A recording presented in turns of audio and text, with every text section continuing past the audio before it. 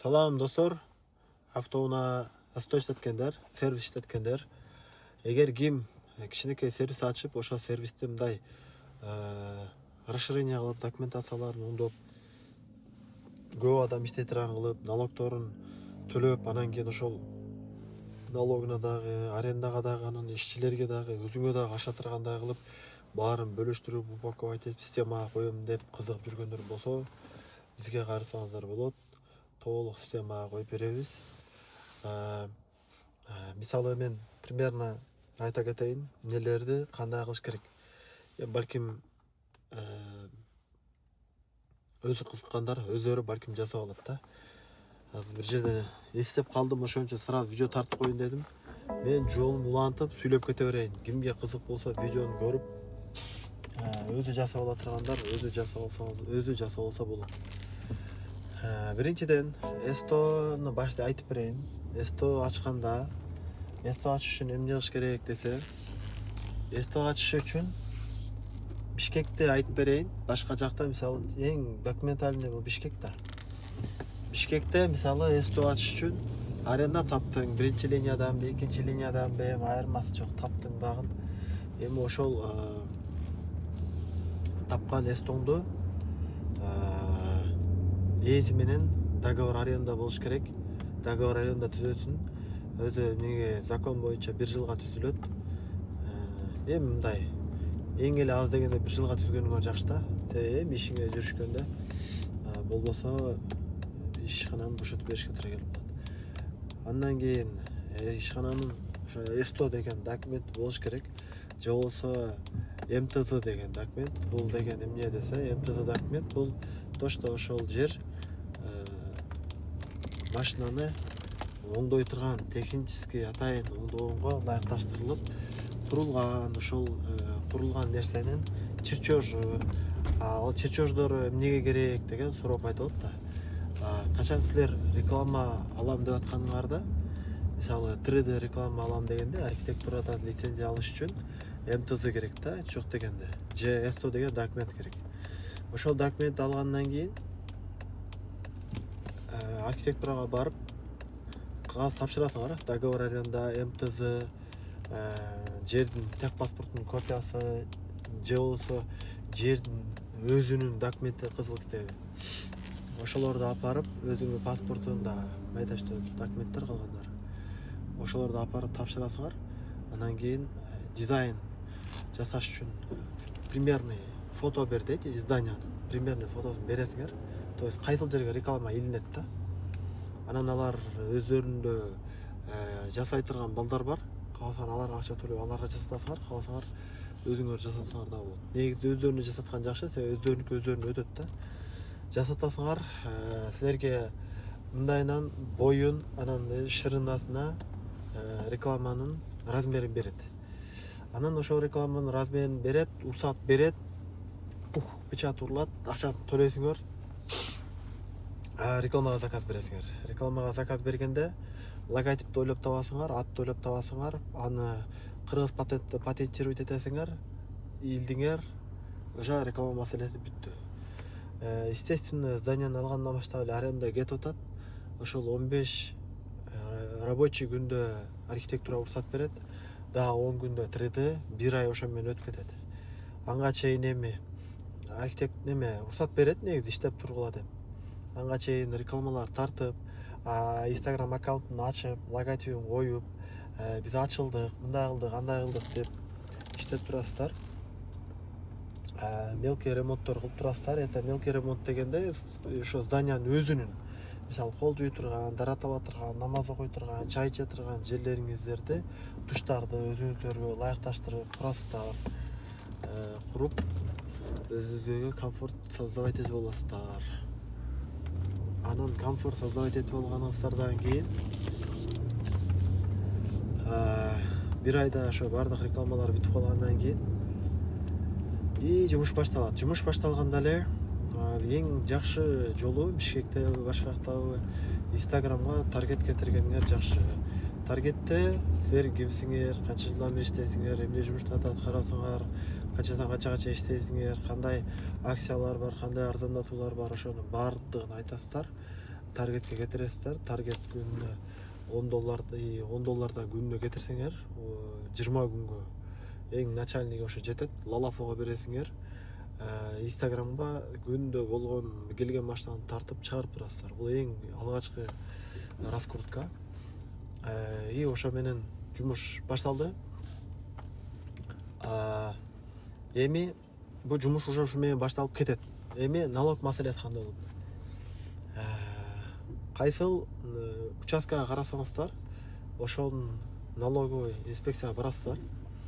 Ал жерге да ошол договор аренда, жердин техпаспорту, өзүңдүн документтериң керек. Көп эле документтер түндүктө бар. Главный жердин документин, СТО деген документин, ИП, паспорт алып барасыңар, договор обязательно. Алып барганда силерге ошонун ошо менен ИП ачат. Мен адашып кеттим, ошо ИП деп адашып алдым. Ошол техпаспорт, жердин документи, договор аренда, документ алып барсаңыздар ИП ачат. ИП негизи СТО иштеткенде көбүнчө эме кылганыңар жакшы. Мисалы, лично мага ИП жакшы. Патент азыр жок болуп кеткен. Эмне үчүн? Патент кылсаңар, силер бир адам болсоңор, патент кылып иштесеңер болот. Силер көп адам иштеткенде патент менен иштей албайсыздар. ИП ачасыздар. ИП ачкандан кийин ИПга барып, местаны ИПсы болот да, ал жакта канча адам экени катталат, именно канча киши экени. И ошол ар бир иштеткен рабочийиңе акча төлөйсүң. Эми ошол налоговыйдагылар түшүндүрүп берет, ошол жактан сурайсыздар. Бир адамга примерно 4,5 миңби ушундай төлөнөт. Ошол адам иштеткениң үчүн. Айына отчетторун жаап турасың. Көп документтер түшүнбөгөн адамдарга атайын бухгалтерлер бар. Мисалы, айына 1,5 миң, плюс-минус 2 миң отчетуң жаап берип турат. Налогтору өзүң бересиң. Бирок ошо тошто сен жаап берген үчүн да, кылган жумушуна жараша акча төлөп турасың айда. ИПны отчетторун жаап турат. ИП ошентип оңой эле бүтөт. Кассовый аппарат коесуң. Кассовый аппаратты ошол жакта өздөрү түшүндүрүп берет. Кассовый аппаратты коюп, кассовый аппаратты эми кайсы банктан алышың, реклама айтпай эле коеюн, ошол банктан алып сразу налоговый улап коесуң. Болду. Процент, короче, сколько я знаю, мен мисалы 0,5%, түрлөрү аябай көп да. Тарифтер бар ал жакта. Ошол тарифтерди сенин жериңе, рабочийлериң санына, ошолорго карап налоговыйда түшүндүрүп берет. Адамда саны өтө көп болсо, ошонго жараша болот. Аз болсо, ошонго жараша болот. Ошонго жараша тариф тандап, кассовый аппаратыңарды ошонго буруп берет. Болду. Күндө чекти кассовый аппарат жандырып, чегин басып, ушинтип иштей бересиздер. Налог маселеси ошентип бүтөт. Анан кийин мусорго барасыңар, канча куб өздөрү эсептеп берет. Жумасына чыгара турган бар, яшигине чыгара турган бар, ар түрдүү да. Биз мисалы 2 яшикке төлөйбүз. 1 яшик 3,5 миңби ушундай да. 2 яшикке 7 миңби төлөйсүңөр. Эми ал чоң ишканалар мисалы андан да көп чыгарып берет да. Ошол чыгарган мусоруңа жараша төлөйсүң. Светти 3 фаска болсо 3 фаскага, 220 болсо 220га, ошентип анда договорун кыласыңар. Аны дагы свет да бүтүрөсүңөр. Жумуштун эскерте турган нерсе. Жумуш баштала электе бул нерселер бүтүш керек. Мусор, свет, суу, полный ноль. Мисалы алганыңарда эски карыздар бар да. Хозяйына айтып нольго түшүрүп бардыгын төлөтүп, квитанциялар счетчиктер тартып алып, ошондон дальше төлөп баштайсыңар да. Ошентип бардык төлөнө турган нерселерди даярдап алдыңар. Биринчи ай минуска киресиңер, аренда жөн эле асманга төлөйсүңөр. Акча эч кандай иштеле калбайсыңар, ачыласыңар. Экинчи айда өзүнө өзү зорго жабат, үчүнчү айда иш башталат. Мына ошентип документациялар ошентип бүтөт. Эми эң ключевой команда. Команда тошто СТО мисалы 4 адамдык же 6 адамдык деп коелу. Эми 4 адамдык болсо орточо 100 миң сом да. 6 адамдык болсо 150 миң сом. Мисалы да, примерно айтып атам. Эми кайсыл жерде экенине деле карайт. Жакшы жердеби же мындай эле жердеби? Жакшы жерде болсо андан да кымбат болот. Мисалы мен бир точкам 250 миң, бир точкам 100 миң да. Арендалары. Эми бул налогтор отдельно еще төлөйсүң. То есть ушундай жерине карап туруп тандайсың. Анан кийин ошол адамдарды сен алдын ала таап коюшуң керек. Кандайча десе, мисалы сен эмне жумуш кыласың? Мен мисалы электронщикмин. Биздин команда полный электронщиктер да. Инжектор деле электроника текшерүү, диагностика, автоэлектрик, чип, фара, кондиционер кылабыз, печка кылабыз. Мына ошолордун баары электроникага зависимый жумуштар да. Ошон үчүн биз бир тармакта иштейбиз. Биздин СОдо мисалы электрик бар, инжекторщик бар, диагностика кылат, фара жасайт, кондиционер жасайт, ачкыч жасайт, прошивка, эбу ремонт. Ушуларды жасайсыз, электроника текшерүү. Ошондой сиз дагы өзүңүз багытыңызды тандайсыз. И ошол багытыңызга өзүңүзгө окшогон адамдарды тересиз. Тергенде дагы ошол алдабай турган, контракт менен бир ай иштеп кетип калбай тургандай кылып, жок эле дегенде 6 ай иштей тургандай кылып, контракт түзүп, анан кийин аласыз. Сотрудниктердин айлыгын сиз СОны жаңы ачканыңызда, эгерде 3 жылдык стажы болсо, эң алгачкы убакытта 70% мастерге төлөйсүз, 30% сизге. Бул эң алгачкы мезгилде. 1-2 ай. Андан кийин клиент көбөйгөндөн кийин эң жакшы мастерге 50% төлөнөт. Азыр анча-мынча жакшы ustalar айтышы мүмкүн 50% аз деп. Бирок шаардын ичиндеги точкалардан 50% алуу бул өтө жакшы сумма да. Эмне үчүн дегенде, анын арендалары, налогдору бар да, тиги 50% хозяин алып баарын төлөйт да. Андан анга 10-15% калат да, калган бүт расходторго төлөйт. Ошол себептен 50% мощный да. Башында эмне үчүн 70% десе, устага акташ керек да. Ошентип эң жакшы усталарга 70%, мындай среднийден ылдыйраак мастерлерге 50%, анан мындай жардамчы подсобниктерге 30% төлөп, мастерлерди ошентип карьерный рост менен кармайсыңар. Болбосо эч бир мастер андай жаңы ачылган жерге келип, убактысын, акчасын коротуп, ал жерде иштегиси келбейт. Ошентип договор менен ошентип иштейсиңер. Анан кийин мастерлер менен конкретно график боюнча, алардын дем алыш күндөрү боюнча, алар ала турган акча канча убакыт канчадан алат, андан кийин канчадан алат, досконально алдын ала полный сүйлөшүү болуш керек. Мисалы сүйлөшүлбөй эле келип иш баштап кийин нараазычылыктар болуп калышы мүмкүн. Анан кийин налог боюнча, мисалы силер рабочий иштеткениңерге 4,5 миң ушундай төлөйсүңөр, ал силер төлөй турган акча. Анын тигинин өзүнүн төлөй турган налогтору бар. Аны түшүндүрүп айтасыңар. Көп адам, мисалы көп эле сотрудниктер аша налог төлөгөндөн кача берет да. Андай сотрудниктерди вообще албагыла жумушка. Мисалы мен көптөн бери эчтеке төлөбөй эле иштейм дейт да. Это получается ал деген сөз, мен төлөбөй эле иштей берейин, өзүң төлөй бер деген сөз да. Анан мындай да, сен ишканаңда иштеп атабы? Ал үчүн сен жооп бересиң. Сени тырыштырат да, кана унун документ дейт да. Же болбосо мындай, мен мындай договор кылам. Мынакей дейм, мен сен үчүн налог төлөп атам, то что сен иштеткеним үчүн. Эми патент келсе, сен өзүң жооп бересиң деп мен ал менен сүйлөшүп алам.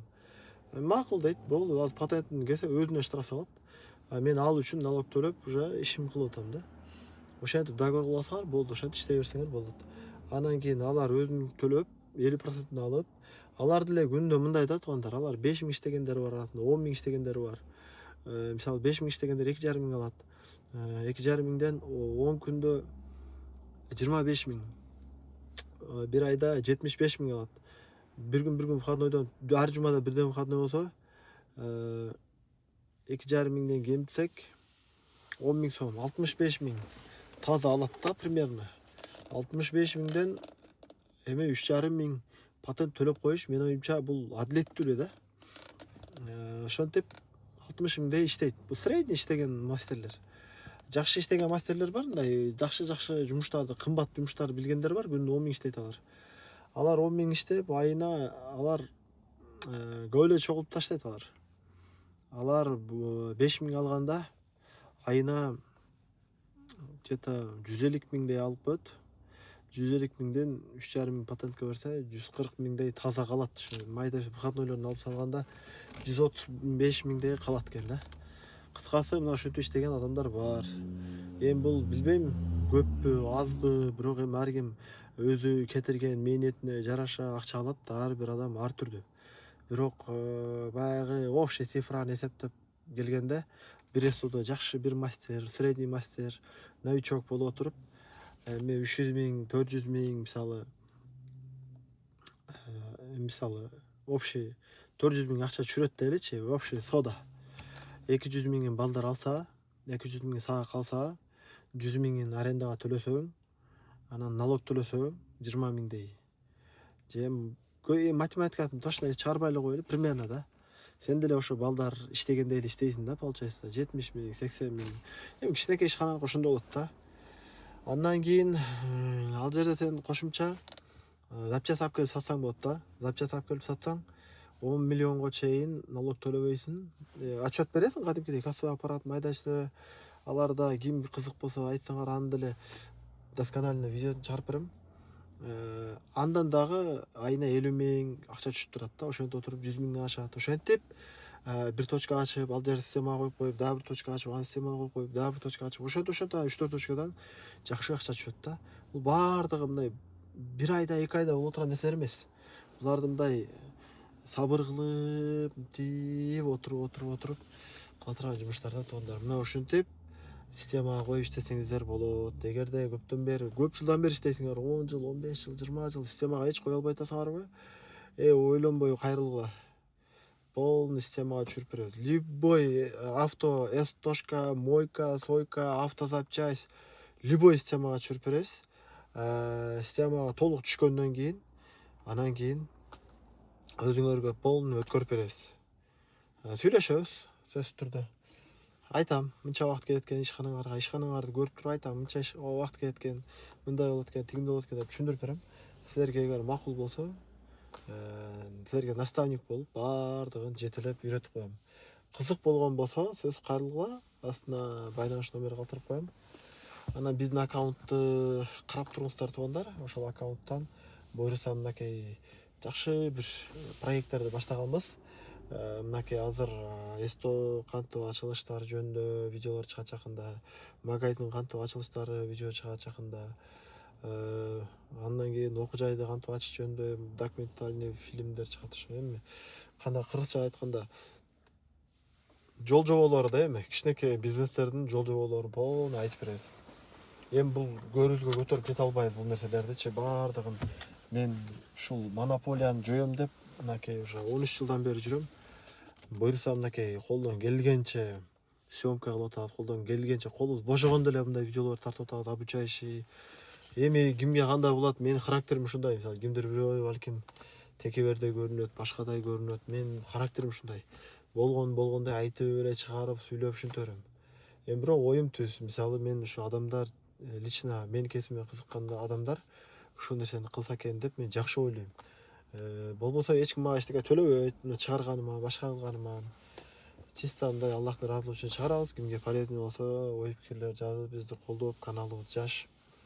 Колдоп кетиңиздер. Баарыңыздарга Алланын жакшылыгы, берекеси болсун. Биздин жаңы видеолорубузду байкап туруңуздар, тараганга жардам берип коюңуздар. Балким дагы бир жаштарга пайдалуу болуп, алар бир бизнесин баштап калсын.